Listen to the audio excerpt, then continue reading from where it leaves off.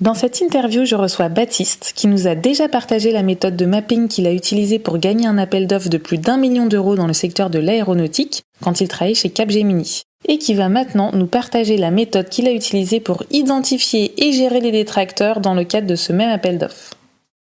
Ça arrive d'avoir des détracteurs en face, donc qui ne sont pas promoteurs mais plutôt détracteurs. Comment est-ce que tu as fait? Effectivement, ça c'est un aspect qui est important d'appréhender parce qu'en fait ça peut nous aider. Comment on va être aidé ou qui va aider la concurrence? Bon, j'ai rencontré donc effectivement il y a les sponsors, les alliés. Souvent on les voit assez rapidement puisqu'ils identifient, c'est eux qui nous donnent l'information. Mais j'ai aussi rencontré des personnes qui nous supportaient pas, donc qui étaient plutôt opposants. Et il y a deux types en fait. Il y a une personne qui est plutôt en opposition et il y a la personne qui est plutôt ennemie. L'opposant, en fait, c'est juste quelqu'un qui n'est pas convaincu par notre solution ou par notre valeur ajoutée. Dans ce cas-là, en fait, il faut lui demander pourquoi. Il faut le faire parler. Ça se joue bien évidemment avant l'appel d'offres, parce qu'après l'appel d'offres, de toute façon, pendant l'appel d'offres, c'est même trop tard. On ne va pas gagner l'intimité client ou le bon relationnel pendant la période d'appel d'offres. Et les tête-à-tête ne sont pas généralement de mise lors des appels d'offres. Voilà, après, il y a devant d'autres interlocuteurs comme les acheteurs ou quoi que ce soit, les gens pratiquent un peu de langue de bois où on est dans un mode collégial. Donc la communication est plutôt bridée. Donc il faut échanger avant l'appel d'offres, il faut le faire parler, il faut un peu briser la glace. Pourquoi il n'est pas convaincu? Je pense qu'il faut être assez franc, poser la question qu'est-ce qui fait qu'aujourd'hui il aurait des réticences ou qu'est-ce qui ferait qu'il puisse être convaincu, etc. Et c'est comme ça qu'on peut avancer. Une erreur à éviter, c'est d'arriver avec un speech et une présentation toute prête et on se dit bon bah voilà j'ai 1 heure devant moi et je déroule. Et on ne fait pas parler. Et là, on va droit dans le mur. Donc, généralement, il vaut mieux privilégier la discussion, surtout quand on va un peu dans l'inconnu, ou qu'on sait que la personne en face n'est pas très, on va dire, très supporter. Et là, à ce moment-là, voilà, il faut faire parler le client pendant 20 ou 30 minutes avant de parler de soi. Voilà. Pendant la question, voilà, comment son organisation, ses attentes, son planning, qu'est-ce qui fait qu'aujourd'hui, il pourrait changer de fournisseur, ou voilà. Il faut le sonder. Après, il y a le second type de client qui va aller à notre rencontre, c'est plutôt l'ennemi. Si la personne est plutôt taguée comme ennemi, ça veut dire qu'en fait, elle a une affinité avec, non seulement elle voit pas la valeur ajoutée vis-à-vis de notre société, mais en plus, elle a des très fortes affinités avec d'autres fournisseurs. Elle est sponsor d'un ou d'autres fournisseurs.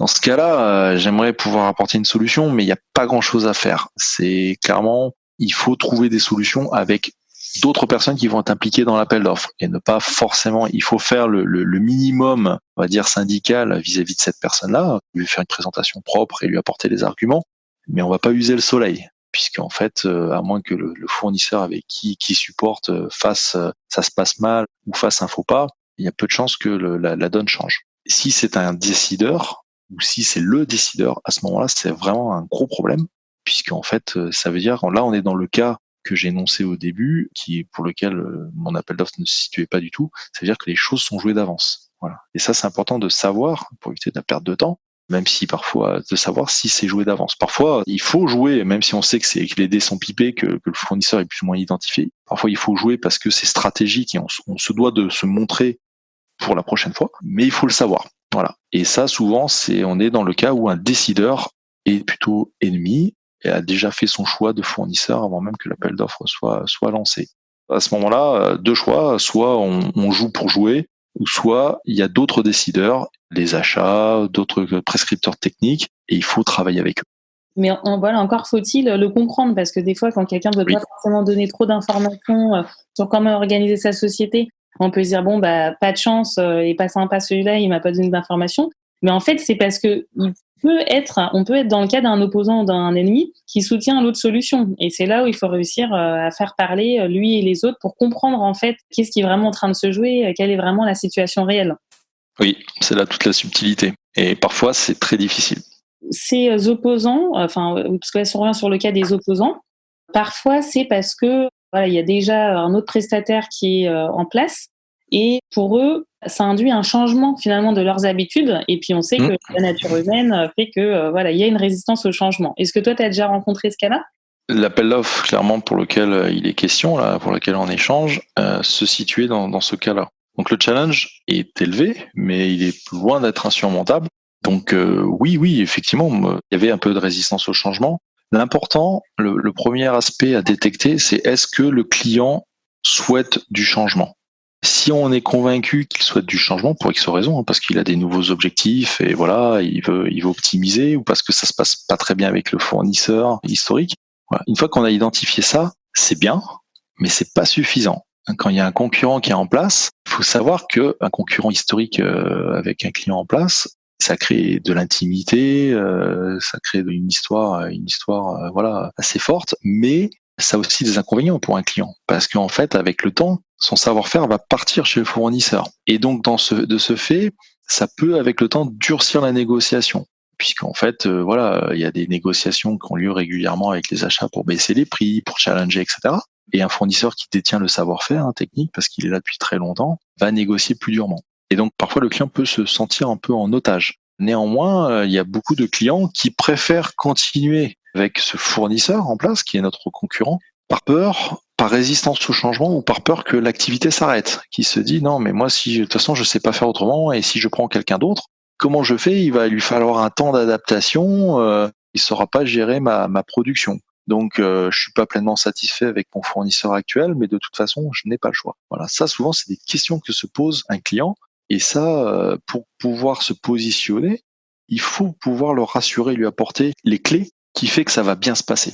Donc, dans le cas présent, c'est ce que j'ai fait. J'ai présenté ce qu'on appelle un plan de réversibilité, c'est-à-dire un plan de biseau entre un fournisseur qui était en place et qui n'est pas renouvelé dans son contrat, qui sort au profit d'un autre fournisseur. Souvent des clauses contractuelles sur cet aspect-là, mais souvent on omet dans nos propositions ou dans nos présentations d'offres d'en parler. Et ça, c'est un raté quand il y a un fournisseur historique en place, puisque c'est un risque qui est évalué par notre client, même s'il en parle pas. C'est un risque qui est une crainte. Et en tant que fournisseur, en tant que new challenger, on se doit en fait de mitiger ce risque.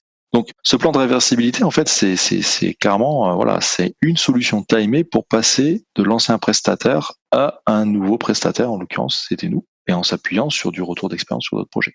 Donc, comment ça se passe concrètement? En gros, on présente un plan, on dit voilà, si vous nous sélectionnez, voilà le planning. Ça va se passer sur 3 mois, 6 mois, peu importe. Et tous les mois, voilà comment le premier mois, ça va être la société qui n'a pas été retenue va continuer l'activité à hauteur de 100%. Nous, on va monter en puissance, on va dire, on va monter notre équipe. Le deuxième mois, on va prendre 20%, le troisième 40%, etc. avec les bonnes compétences en face.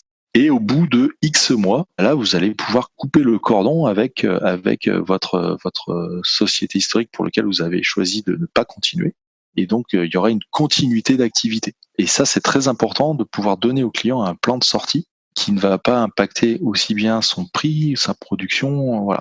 Psychologiquement, si vous arrivez à lui démontrer ça, en plus de votre valeur ajoutée technique, en plus de votre prix qui rentre dans le budget, si vous avez déjà une bonne intimité, il y a de bonnes chances que votre client soit prêt à sauter le pas. Ça montre qu'on a réfléchi sur comment va se passer l'activité et pas uniquement une offre qui démontre pour gagner.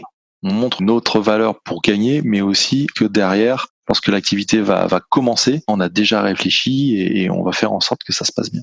Oui, c'est pas juste on signe et puis après on verra. Exactement. On pense déjà à l'après, on est déjà dans l'après et du coup on projette dans l'après. On se projette dans l'opérationnel déjà et on s'engage. Et surtout, on montre avec le client qu'on s'engage, qu'on va pas être dans un mode où on arrive et on attend que vous, monsieur le client, vous nous donniez tout ce qu'il faut pour travailler. Et puis, si c'est pas le cas, on travaille pas. Non, on monte un plan, on démontre un plan entre le client, le fournisseur sortant et nous pour faire en sorte que ça marche bien. Et même pour le compétiteur qui sort, c'est dans son intérêt aussi que ça se passe bien, puisque en fait, généralement, c'est pas parce que il est pas sélectionné dans ce contrat-là qu'il ne va plus travailler pour ce client-là. C'est une compétition, elle est saine et c'est dans l'intérêt commun. Il faut accepter aussi, pour le fournisseur sortant, il faut accepter la défaite et d'assurer une continuité, de partir proprement. Et nous, en tant que nouvel entrant sélectionné, on doit mettre les efforts pour faire en sorte que ça se passe bien. Et le client, lui, se doit de coordonner entre ces deux fournisseurs. Et moi, je me suis retrouvé dans les deux situations, sortant et entrant. La chimie marche bien. Donc voilà, donc là, tu es vraiment allé plus loin que ce qui était demandé avec ce plan de réversibilité, qui t'a aussi permis de gagner cet appel d'offres. C'était un élément différenciant pour gagner. Très clair. Écoute, bravo déjà pour ce bel appel d'offres que tu as gagné.